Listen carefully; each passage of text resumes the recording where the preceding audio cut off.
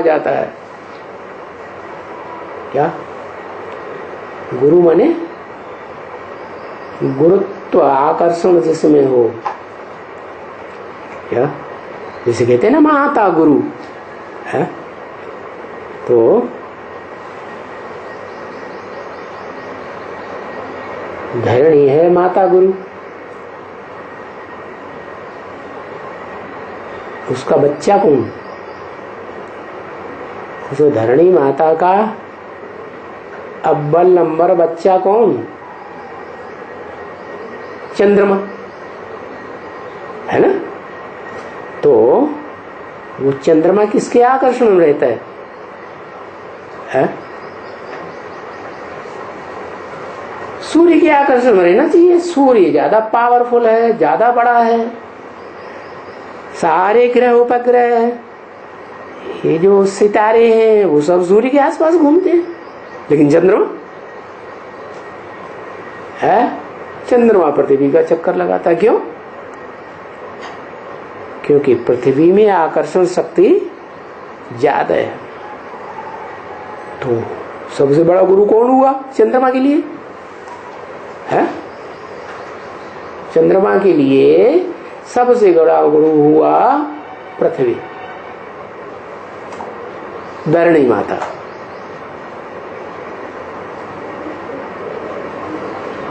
है ब्राह्मणों की दुनिया में कौन है चंद्रमा?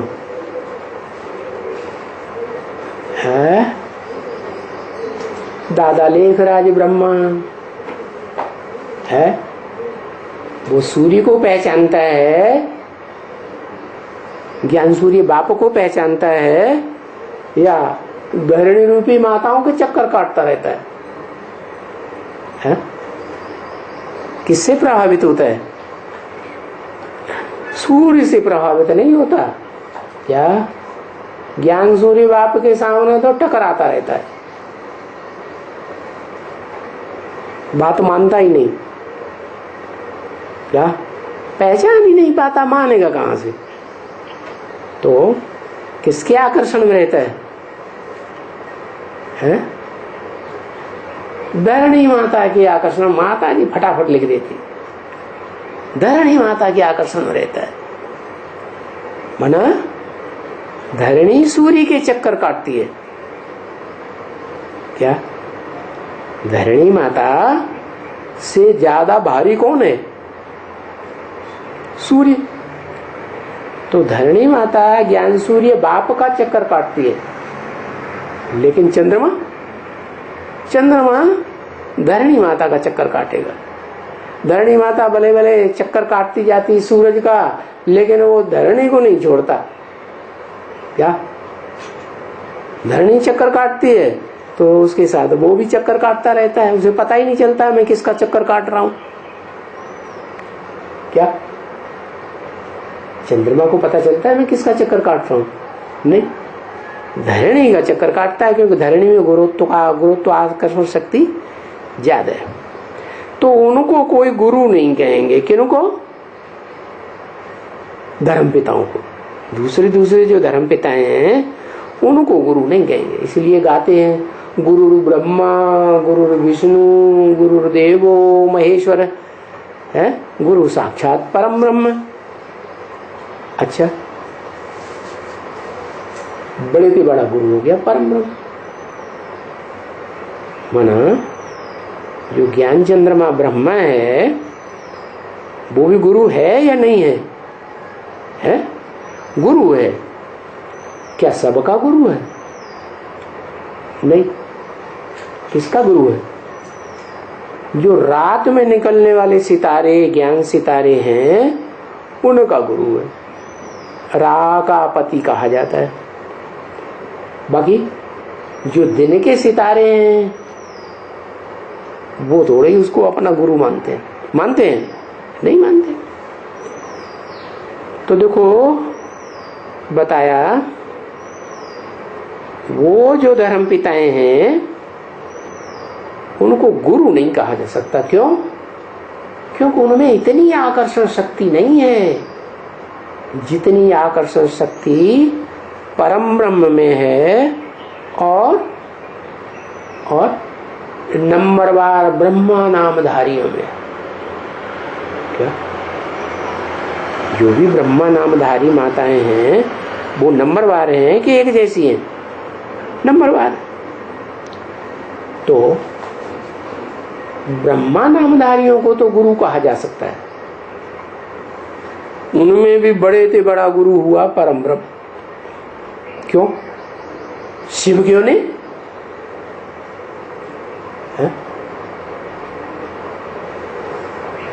शिव बड़े से बड़ा गुरु क्यों नहीं? अरे बोलो ना।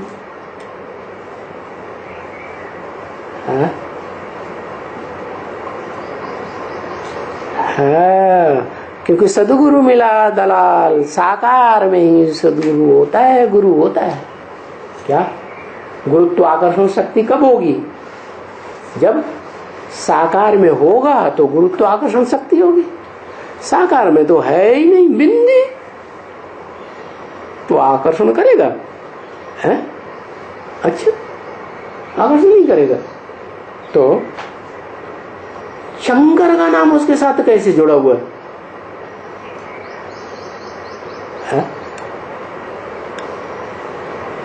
शंकर को याद करता है, शंकर याद करता है शिव को, ज्योति बिंदु को, है अपन को आत्मा समझ करके याद करता है कि नहीं शिव को? तो आकर्षण शक्ति है तभी याद करता है कि नहीं है? शिव समान हो गया इसलिए याद करता है। वाह भैया, पहले ही समान हो गया, याद करना बाद में। ये बहुत बढ़िया बात बताई है। हाँ हाँ, क्योंकि जानता है ना कि शिव आकर्षण में आया, शंकर आकर्षण में आया शिव के, या शिव आकर्षण में आया शंकर के? प्रैक्टिकल में क्या हुआ? मुसलमान लोग नाम तो देते हैं खुदा, खुद आता है, बुलाने से नहीं आता। तो खुदा आता भी है तो पहले पहले किसके पास आता है? उसी के पास आता है जिसके साथ उसका नाम जोड़ा जाता है? तो क्यों आता है? क्या शिव में आकर्षण शक्ति है या जिसमें प्रवेश करता है उसमें आकर्षण शक्ति है? हाँ, गुरु में आकर्षण शक्ति। गुरु बने जो सदगति करे। अरे शिव की भी सदगति होती है क्या? है? अरे शरीर में आएगा तभी सदगति कहेंगे, दुर्गति कहेंगे या नहीं? है? शरीर में आता है तो उसकी दुर्गति कहें कि सदगति कहें? दो ही बात है, या तो दुर्गति या तो सदगति। तो कैसी स्टेज में रहता है? साकार शरीर में है तो सदगति में ही रहता है। कभी बेआरामी महसूस होती है उसको, शिव को? है नहीं? कभी उद्वेग आता है? नहीं आता। तो वास्तव में शरीरधारी में ही जो स्थूल रूप है उसमें ही आकर्षण शक्ति होती है। इसलिए शिव को भी किससे आकर्षित होकर आना पड़ता है? जो इस सृष्टि रूपी रंगमंच पर बड़े ते बड़ा पार्टधारी है। और माता भी है, वो पिता है। तो गीता में बोलता है हम बीज प्रदप पिता।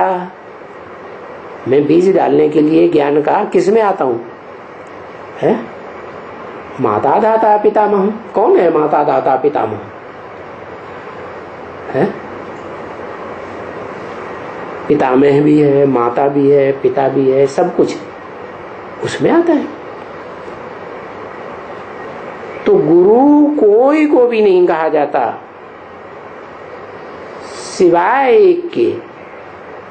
बताओ वो कौन है एक जिसको गुरु कहा जाए?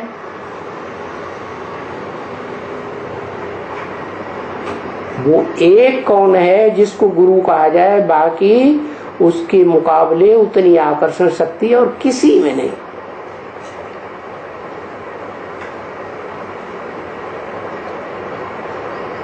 परम ब्रह्म में आकर्षण शक्ति है। आत्मा तो बिंदु है, वो तो बड़ा रूप नहीं धारण करती। बड़ा रूप धारण करे तभी तो पार्ट बजाए, है? नहीं तो बिंदु आत्मा फुदक फुदक के पार्ट बजाएगी, है ना? तो जब पार्ट बजाती है तो साकार शरीर चाहिए, देह भान चाहिए। तो इस सृष्टि रूपी रंगमंच पर देह भान में सबसे बड़े से बड़ी देह भान वाली आत्मा कौन हुई? देह अहंकार वाली। क्या? कैसी आत्मा? बड़े ते बड़ा देह अहंकार। कैसा देह अहंकार? आदम।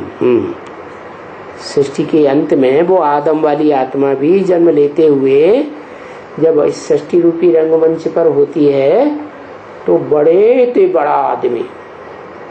क्या? कैसा आदमी?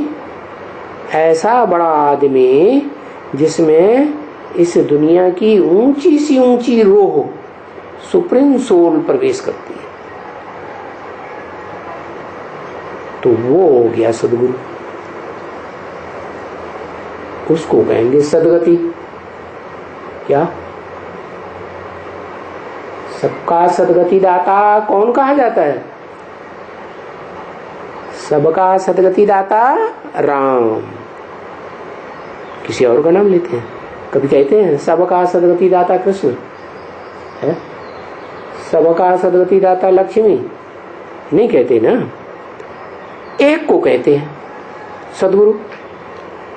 सुंदर मेला कर दिया जब सदगुरु मिला दलाल।